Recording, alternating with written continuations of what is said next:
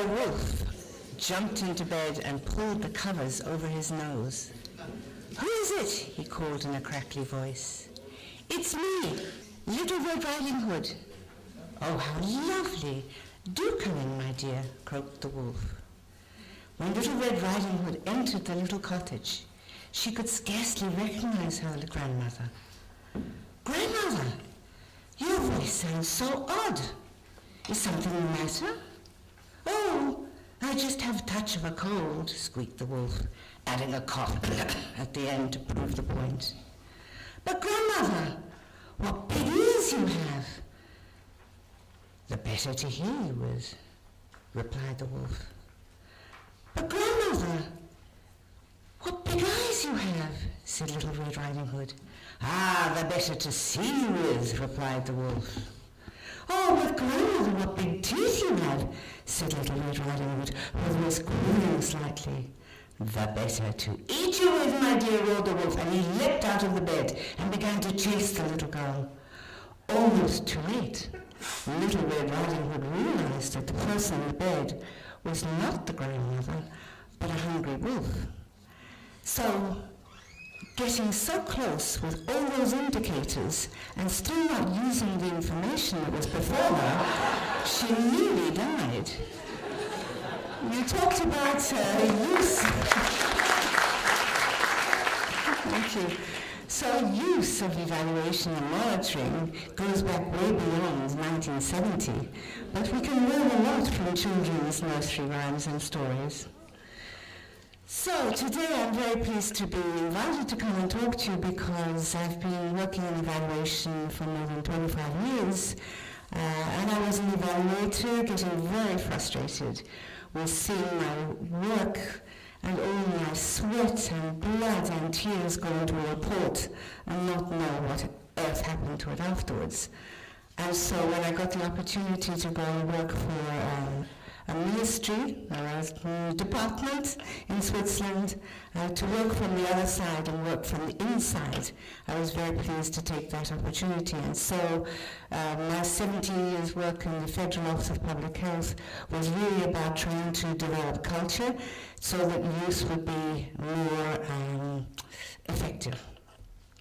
So, Evaluation Use, the book that we edited, John Main and myself, was really because there's a lot of literature written by evaluators, people, academics from the outside, but very little written from people inside.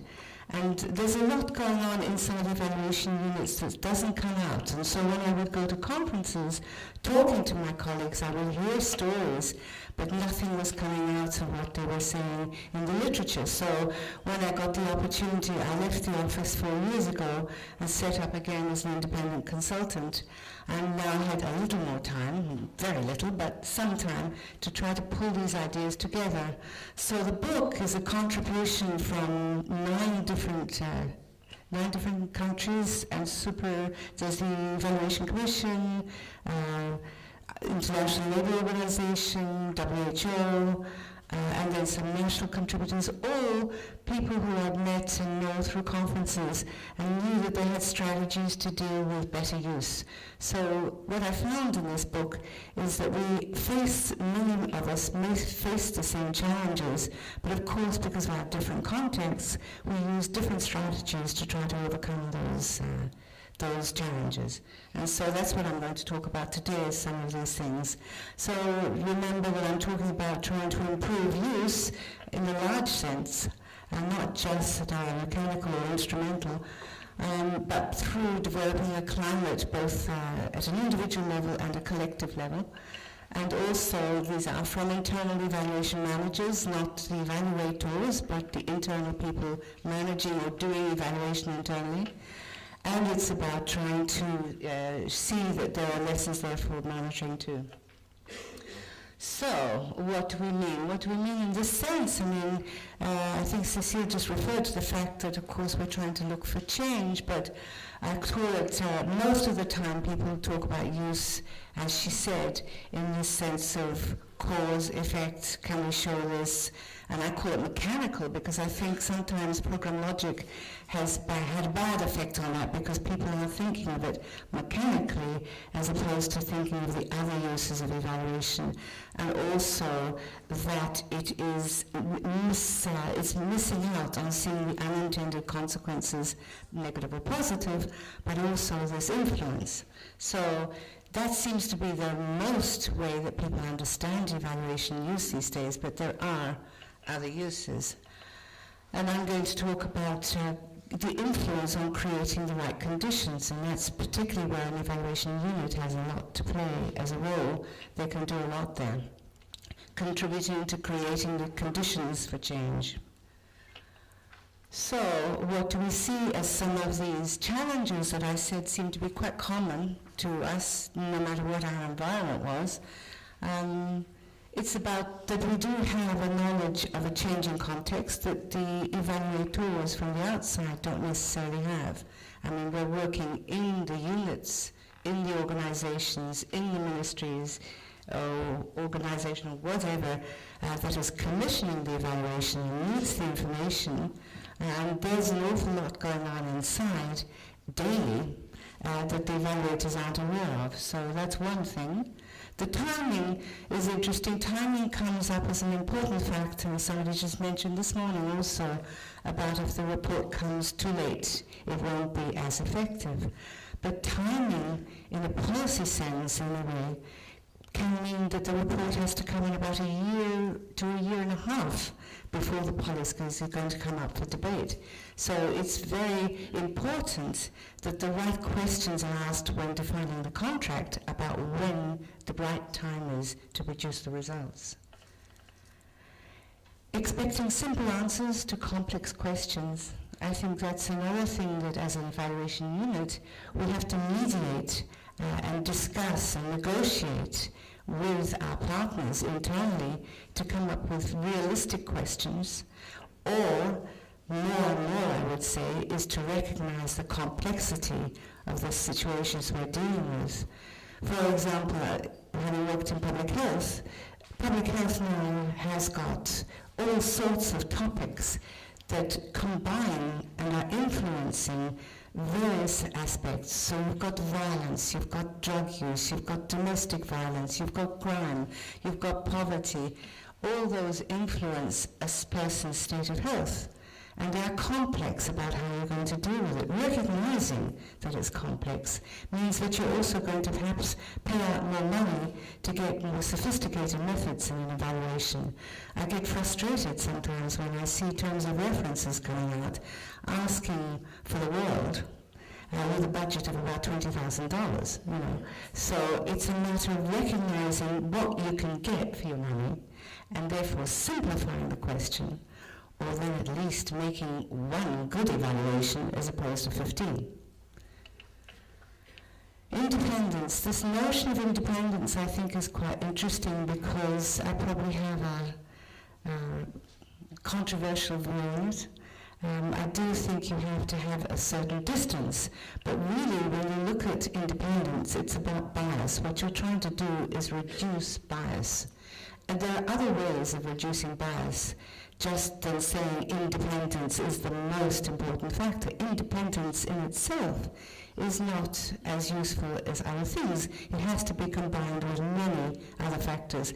But there are various ways for me that you can get reduced bias without saying necessarily it has to be an independent evaluation unit set next to the director and everything will work out fine like that. No. At a program level, you can also have evaluators work and get their independence in other ways. Quality issues, this comes up again. Quality issues, of course, are important. They have to produce a credible piece of work. But how much do we turn and attack a report when we don't like the results? Somebody recently said to me they were going to present a controversial report that wasn't going to please people. And before he started from an evaluation unit representing his evaluators, he said, Before we start looking at the details of this report, I would suggest that we go into the recommendations and the conclusions here, because if you're going to a doctor to get a diagnosis, you don't start disputing with the doctor about the diagnosis. What you want to know is how you're going to deal with it. And this is what we've got to do today. Let's deal with the issues here and get on with it. Skepticism, of course, is the big thing too. At what level do you get skepticism? When evaluation in Switzerland is quite new, it's one of the second wave countries, so that means it was really in the 80s you got a big expansion of evaluation. And there was a lot of skepticism about what could it do, what value did it have, how was it going to contribute. And so skepticism is a thing that is not something static either, it's permanently there at some level. There's an individual who's never been in contact with evaluation before who says, what's this about? Then there's the intermediate level or the high level of top management who are very skeptical usually and got no time to deal with this anyway, and quite happy to tick a box and say it's done, but not really interested in what it can do. So skepticism is something that is ongoing and at different levels, which means that the engagement of senior management or the executive or policymakers is extremely difficult, and it's a challenge, and I think we'll hear some more about that for South Africa. But those are the things, they're all challenges that across the 9 contributing chapters, all of them are saying. So we face these things, and I'm sure probably as evaluators or program managers or evaluation unit people here today will recognize some of those things. So actually, how do we deal with them?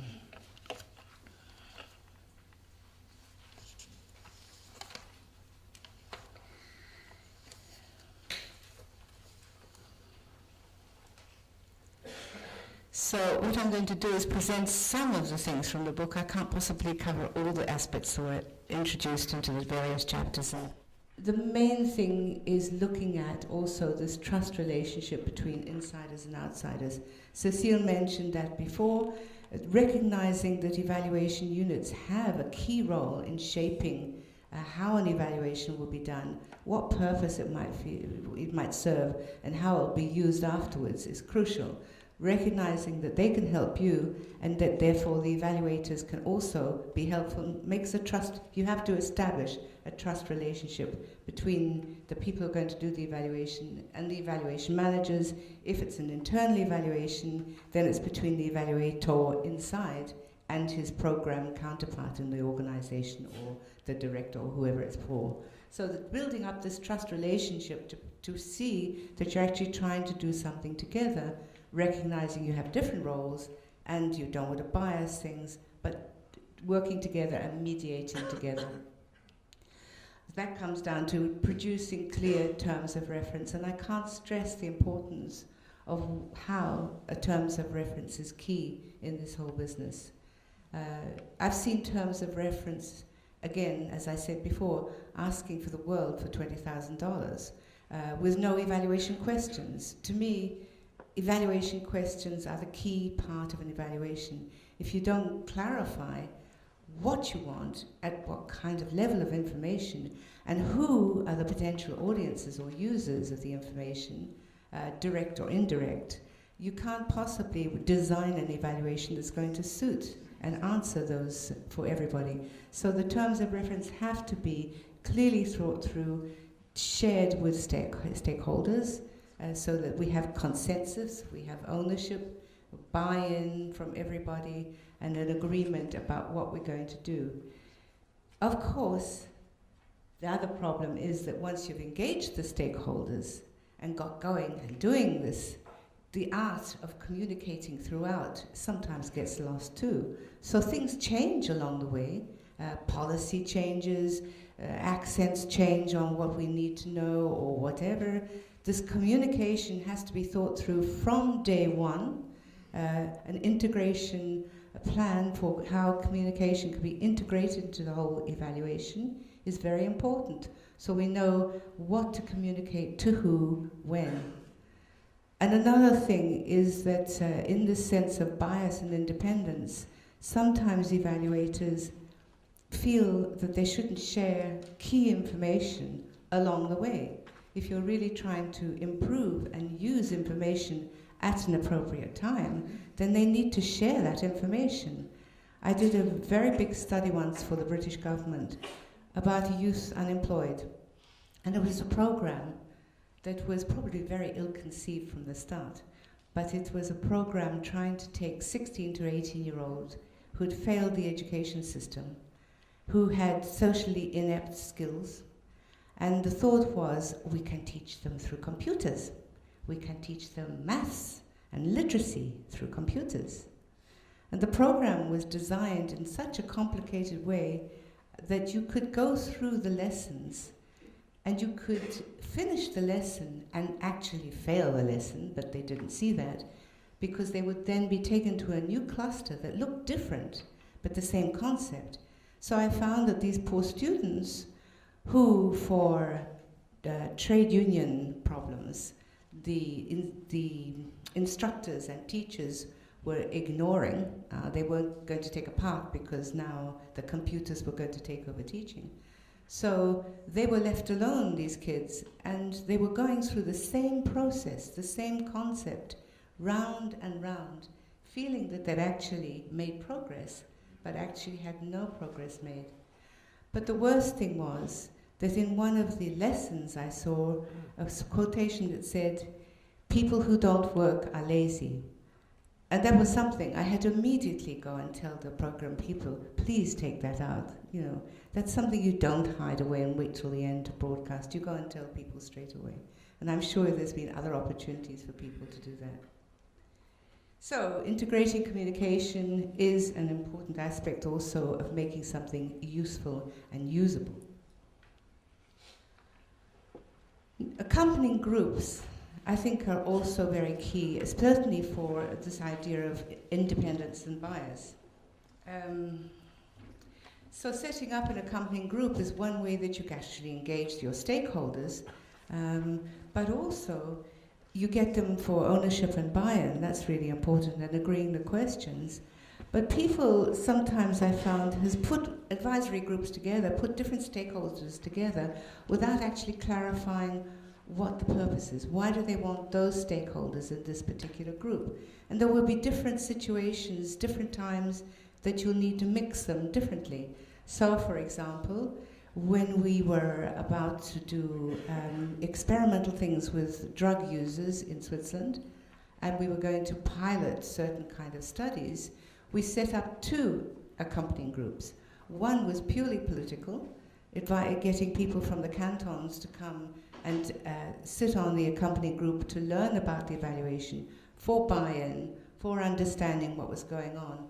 And then hopefully they would then be the advocates or the agents of change in their own cantons.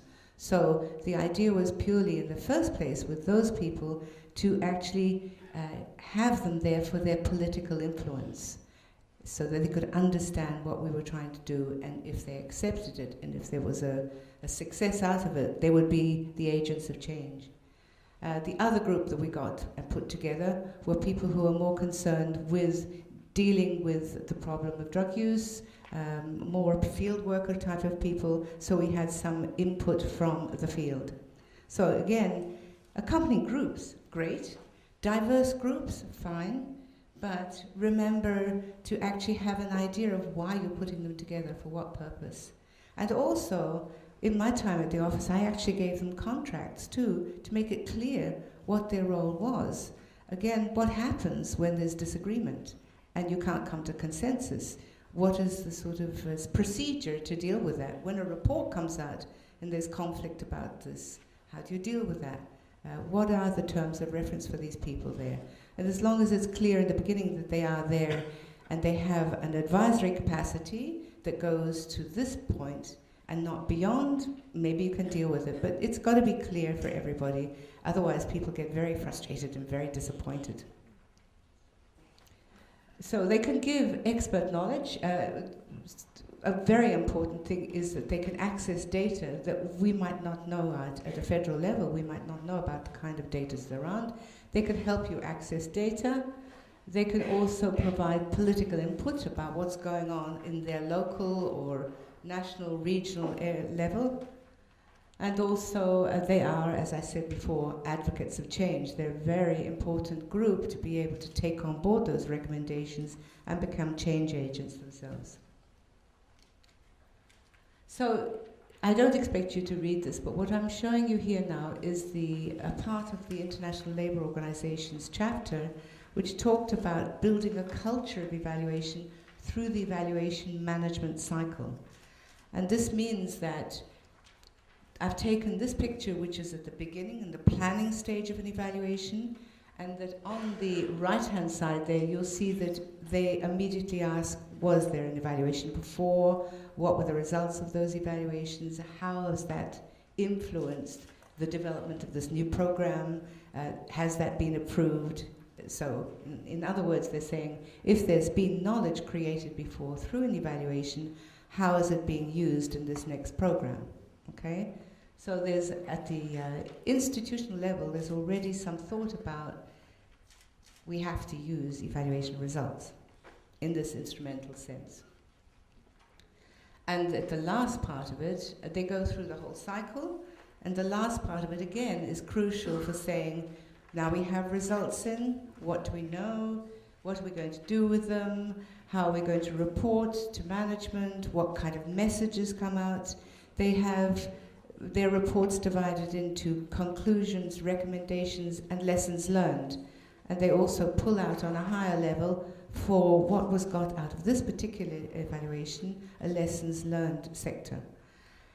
What they have also done, and this is important for your knowledge management people here today, is created a database also of lessons learned from evaluations. So across the range of all the different evaluations they do, they are gathering in and have created a database on lessons learned, which they use in an annual report to management. So their top management, it's another way also of buying in top managements, because they have a direct link. This is the corporate office, because in the regions there are other evaluation units, and they use those network of evaluation units or evaluators around the world to contribute to their database, and they also give guidance and templates and etc., etc. So there's trying to work towards a common policy. That's the ILO approach. The other approach that I found quite fascinating, again, I don't want you to read it, but what here is another strategy to deal with buy-in from top management and buy-in from all across the different departments into evaluation. So they used a program logic kind of concept to go around all the different departments in public health in Canada, right, to say, what do we as an organization try to do as a whole? Now in public health, I find that's quite an incredible question, because it is so segmented into different parts. There's foods and drugs, there is control factors about environment, about poisons, about so they have a policing function to make sure that there is conform to the rules, etc. So it's a controlling function, and then you've got all the prevention people and health promotion people. So very different frames of reference, very different topics they're dealing with. But what they tried to do was get together with all these things and said, what are we as a whole trying to do in public health in Canada? And they got consensus on that finally. So understanding at the top level what we're trying to do as a goal is then what do we as the public health agency have the ability to do, which is the second one down, and then who are the stakeholders, who can we influence. All this thought process took over a year, but you could then start to see in the very low band there is where they have direct influence, and that's what they work on. So through this whole process, you got buy-in from top management, buy-in from all the different departments in the ways that said, now we understand what we're trying to do, where we have an influence, and therefore where we're going to put our evaluations.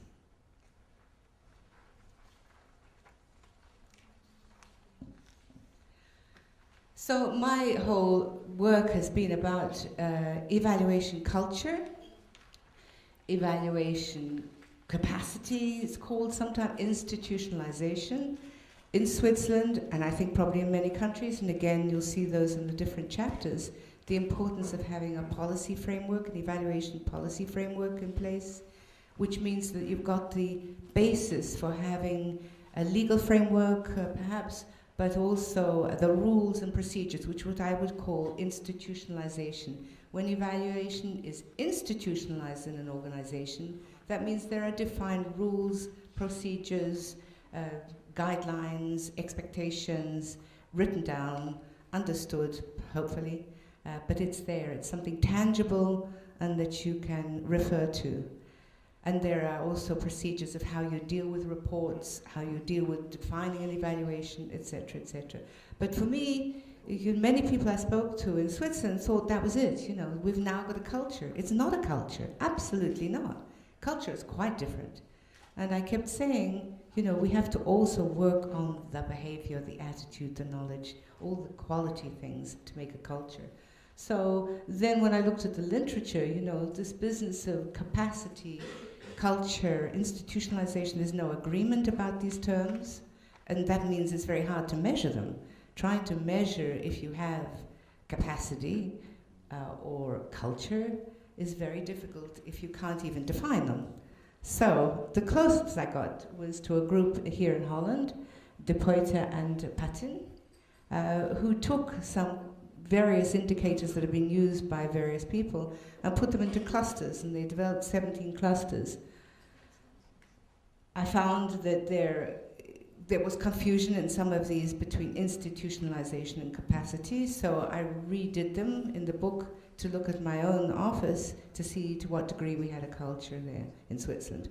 So, but it was the closest thing that I got to how do you measure these different kind of concepts. Now I want to refer to some examples of how we can change conditions. There, it's quite hard to see, but that is a drug user, a heroin drug user here on the left. And when we're introducing a very controversial program in Switzerland about prescribing heroin to very heavily dependent drug users, we knew that it would be very controversial around the world. And the program that we were trying to deal with was going to be an integrated program where not only they were going to be given a drug on prescription so we could control the quantity and the quality of that, but we were also going to integrate it into a plan of rehousing and finding jobs for these people so their self-esteem could go up and they could actually start to begin to take a place back in society again. So this program was very controversial, and in preparation for that, we used evaluation techniques to start to work on the conditions of change. So we invited the police to come along, but we got police in from England too, where in England there had been one example of trying to do this, but they didn't actually have any scientific evidence at the end of their program. They didn't write this down or monitor it or do research on it, but we knew some anecdotal evidence that they had been quite successful also with engaging the police in the whole study too. So we got the police along to talk in Switzerland to influence our police people. We also couldn't necessarily and didn't want to necessarily try to bring heroin users in and have them potentially exposed to the law. So we got their parents in, we got an association of drug-using parents together to also talk about how the program might work and what conditions we would need to be looking at, what do we have to think about at that level for the drug users too. So it's trying to say, giving voice to the silent. It really is trying to explore who are the people that don't get a voice. Child labor is one, for example, trying to actually talk to children. There's many examples in the literature about referring to the voice of the silent, and I think that's really important if you're trying to influence changing conditions and evaluation techniques for that. And the other thing, of course, is probably more commonly used, but still it's very important, is to realize that when the report is out, and we're going to now discuss findings and maybe a plan of action, that's again really important role that the evaluator can take and the evaluation unit about thinking through outside of the box and having an interactive debate with different stakeholder groups around certain questions. I remember at one stage on our tobacco prevention strategy, 4-year tobacco prevention strategy, at the end of it we held workshops with different groups of stakeholders where from the evaluation we took 3 questions that the evaluators wanted to ask the field workers or the program managers, and equally asked the program managers for their 3 questions to the evaluators. So it's a very interactive process that things will come out in that discussion that may not have come from the report, but inspired, as I think you said yourself, Cecile, making inspiration, thought processes about what they could now do to go forward and change conditions. So it's not only what's in the report, but using the report as a platform for thinking outside the box and going further. Another example, I think, is a project I'm involved in at the moment in Palestine, where I'm a consultant to a group of academicians from the UK trying to support the establishment of family medicine in Palestine and the West Bank. And here I'm using myself as an evaluator with developmental evaluation as an ongoing process to look at what changes in the context, how can we make a more supportive climate, what are the factors that we need to look at, because the whole program is actually trying to raise self-esteem amongst the first bunch of family practitioners who will come out of the school of public health. So try to raise their self-esteem, at the same try to raise public awareness of what family medicine is, and try to raise awareness and attitude change amongst their peers. Family medicine is not considered a specialty in Palestine at the moment. So trying to change the conditions for acceptance, for accepting family medicine as an established practice in primary care in Palestine. And the role of the evaluator there, as I said, is helping about recognizing what factors in the context need to be changed and helping the group use strategies to address those contextual influences. So, I think the things that I've tried to pick out from the book, very much are in line with what Cecile talked about from Petra Sanderson's 4 particular critical factors, the quality of the MA process, and that's all those things she mentioned, but the quality we're trying to deal with, especially in terms of the terms of reference and the use made of once the report comes out. The evaluation management group really working with the evaluators and the different stakeholders to go beyond just what's on paper and think beyond the box about how they're going to make a change. And the organizational factors is all about culture. It's an ongoing process. I don't think I mentioned, but I'm sure evaluation units around the world, I went through 11 restructurings in my time at the office. And each time there's a reorganization and you're put into different departments, different units, there's different mechanisms to face, and there's a whole education again to do in your new area of location to start the process of developing the culture again. I think at the end of the day we can say we have pockets of culture in the office, but not a whole culture. But that's because, each time it doesn't stop. It's an ongoing process at an individual level through the evaluation cycle, and then at a much more organizational level through the institutionalization process with top management. Relational factors, very much so, and external factors and influence. So that's what I've just tried to go through there, but really it's about this. It takes 2 to tango. That means really recognizing that the relationship between an evaluation unit and external evaluators or internal evaluators and their program partners are very important to build trust and to work together. Reducing bias, of course, but working together. The evaluation unit has to mediate between different influential factors, policy, top management, different directors, etc., and they can pass on them the lessons they're pulling out to make sure that the evaluators are up to date with what's happening. One time, for example, we were working on an evaluation where they suddenly changed policy in the middle of a course, and the evaluation wasn't going to be very useful. Thank goodness we were able to recognize that that was going to come and rechange around the questions to start addressing another factor, but keeping informed all the way. And the balance, I think, is very, very difficult, and one that, as a small office, we had 3.5 people working on evaluation in our unit, compared with the Canadians who have 20, or in South Africa, 200. So it's trying to even recognize that even with 1 or 2 in an evaluation unit, you have, I feel, the responsibility to address quality of an individual project, but never lose sight of the fact that you're there to develop an evaluation culture too. And keeping that balance can be quite difficult. And then, of course, once you have some information, some results, the usefulness, I think also, and more I think that synthesis of evaluation lessons is an important direction for the future. Not just individual studies all the time, but occasionally taking a look back, reviewing what you have, pulling out some lessons, and that keeps the impetus going, the engagement, when you can come back with a new angle of looking at several evaluations.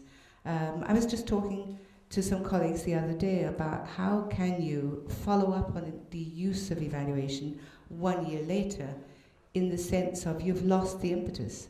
1 year later, you go back to your program managers and say, well, what did you do with the results? You had an action plan. How much of the recommendations did you take on board? And they've lost sight of that. They've got other things on their mind. They've gone on to different areas. So coming back with sometimes a synthesis of lessons learned across transversally or horizontally can actually, again, regenerate an interest and get that box working again to think about what we can do. So thank you very much for that, and I think that the last message is again the one that I came in with, is that you've got the data there, use it, okay? Thank you very much.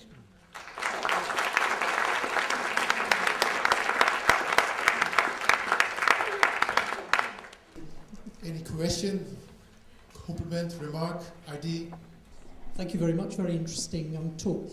I was just trying to relate it to the first presentation about monitoring and evaluation. So, 2 questions, if you like. When you talk about an evaluation culture, are you actually meaning an evaluative culture? Yeah, in a way, yes. Mm-hmm. And the second question is, to what extent are your recommendations and thoughts about evaluation use different if applied to monitoring? Probably, of course, there's a difference in time.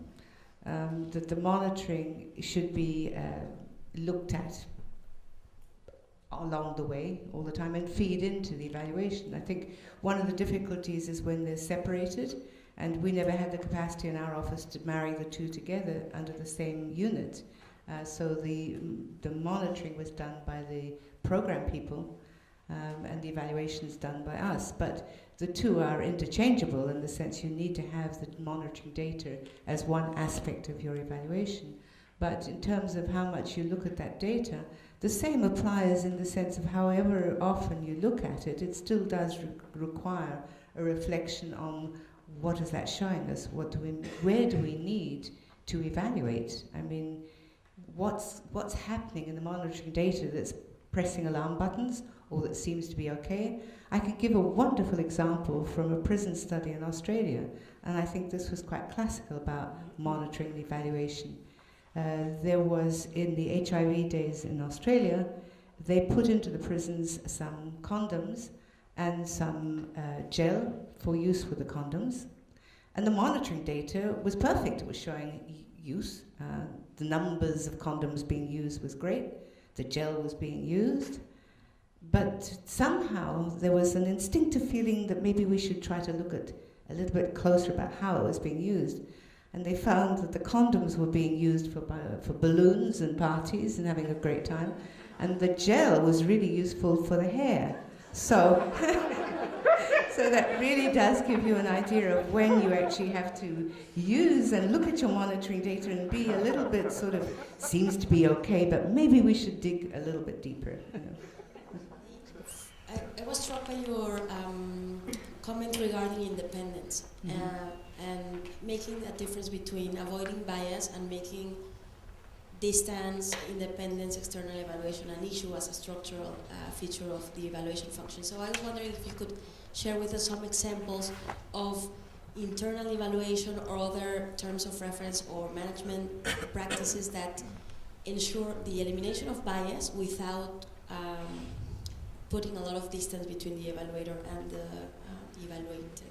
Yeah, I think, you know, I don't know if we ever get rid of bias, nor do I believe in total independence. I think everybody's open to influence, and the context itself is, you know, I mean, if you're an evaluator, even if you're working for top government, you might want the next contract, you know, so I don't totally go along with independence. But what I mean by reducing bias, I think particularly where you have this diverse group of stakeholders. There is a study going on in Switzerland at the moment where they're looking at changing the completely redoing the financial contribution to the payment of health costs in hospitals.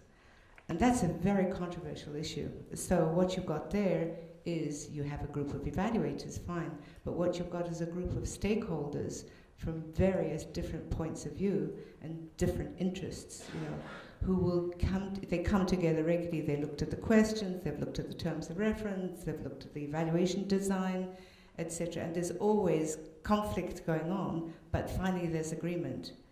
So because you've brought the people together, there is always the influence of bias, but because they come together, they've got to get to some consensus somehow, yeah. And Switzerland's whole political system is based on consensus building, yeah.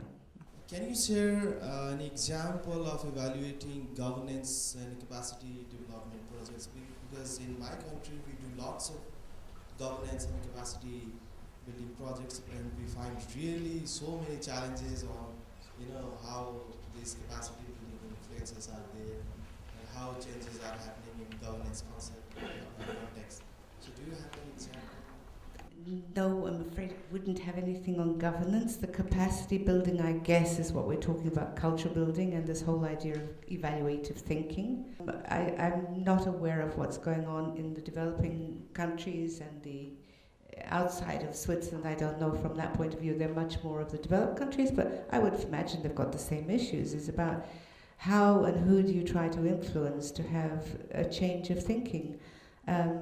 One time I wrote a list of questions. In my office, I was never directly reporting to the director, but always reporting through a vice director.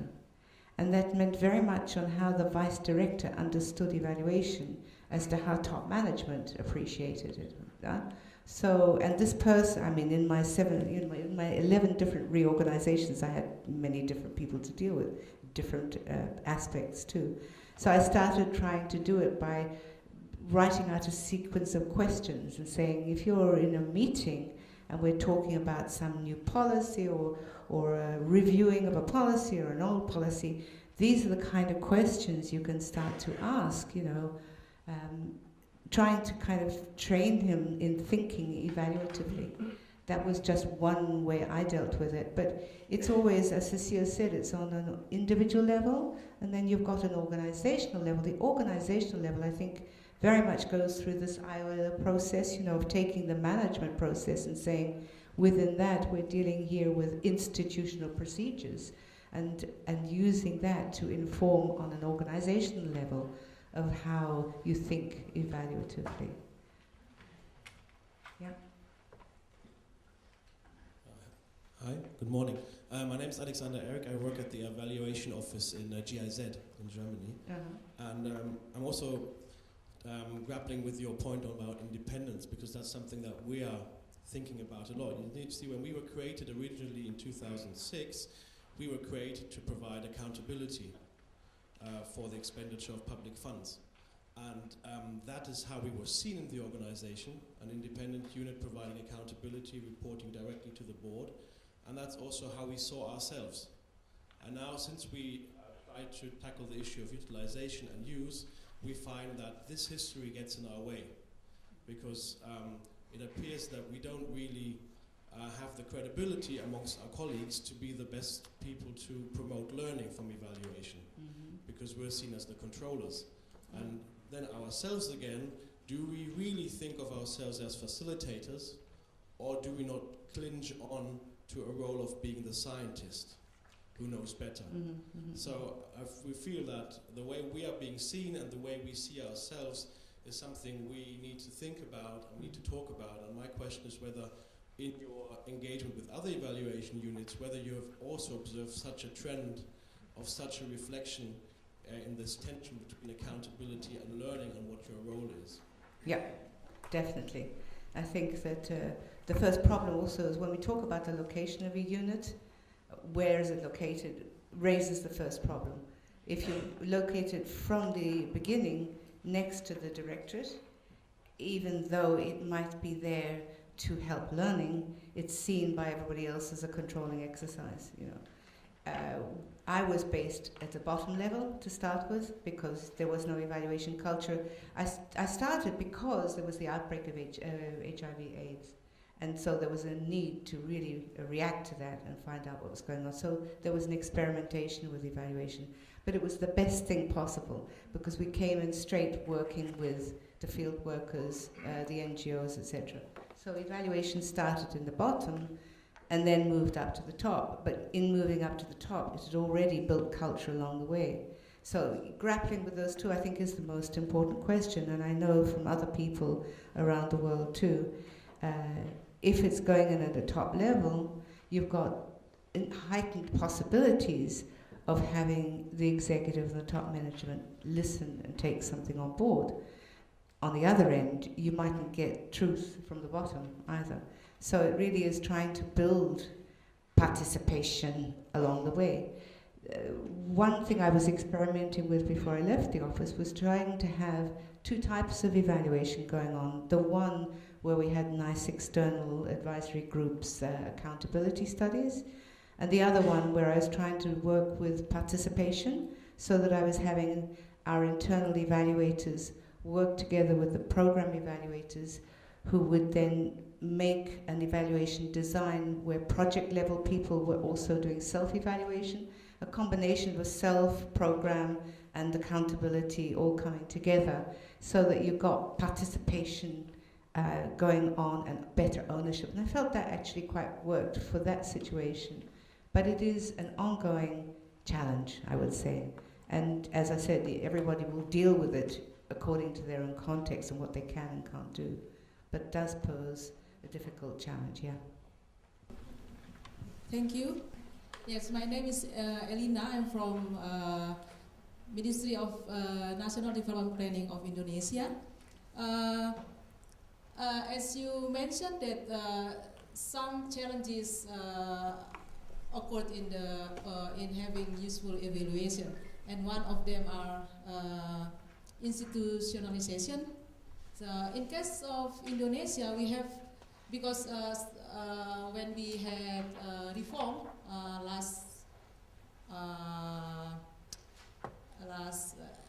I think 2 decades ago, and we start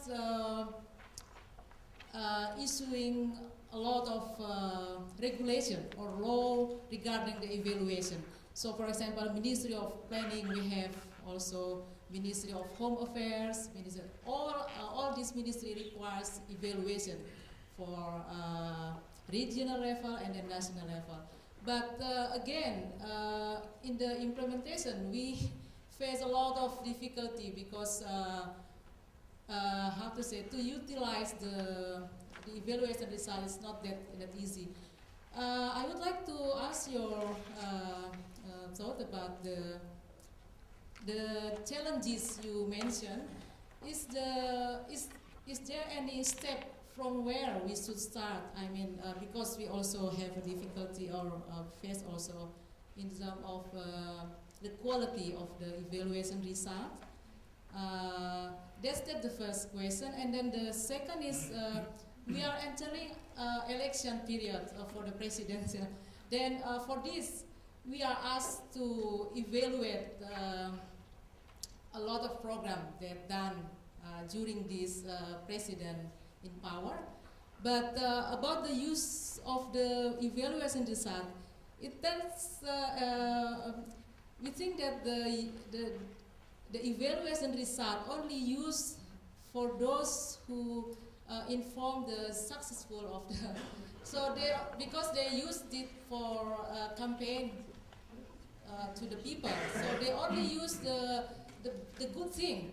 So what about the independence of this? I would like to ask your. Let me just take your last point. How do you give bad news as well as good news? And it's essential to report bad news too. But there's ways of reporting bad news so it sounds better news.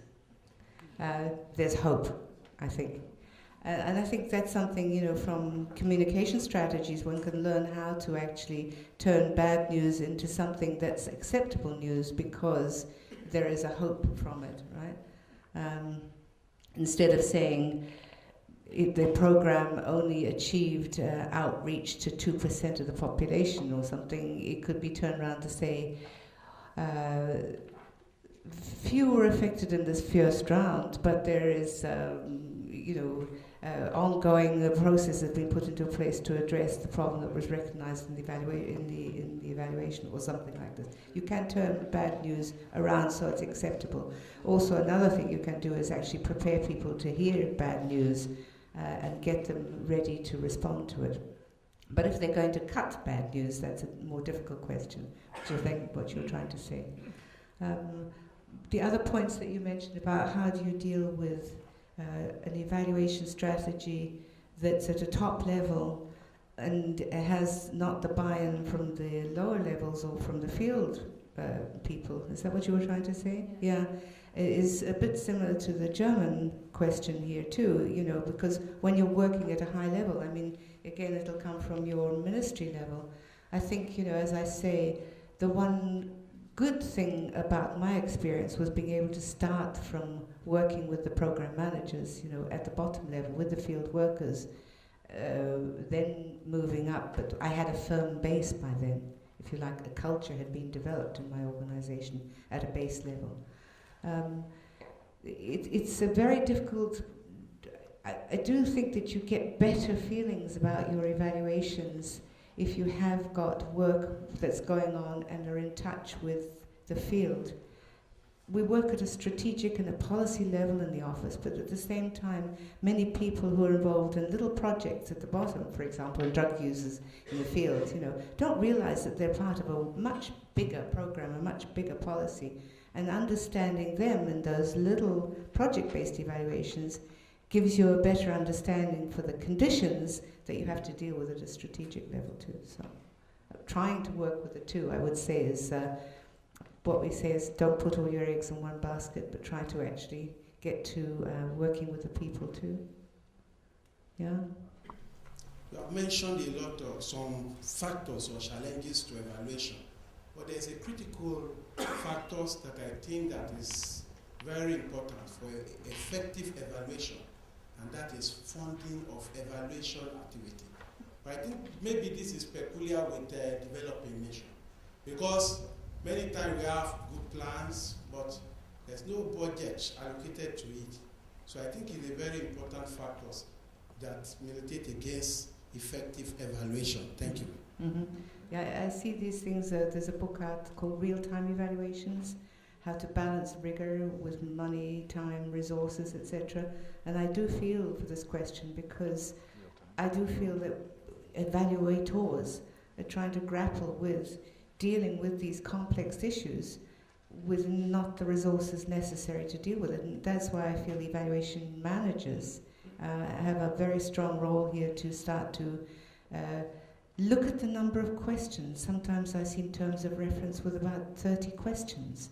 I mean, again, I don't feel that's very useful to do. I think the evaluation unit has to grapple with its partners to say, you know, let's do what we can do well, rather than trying to answer all the questions of the world with no money. Yeah.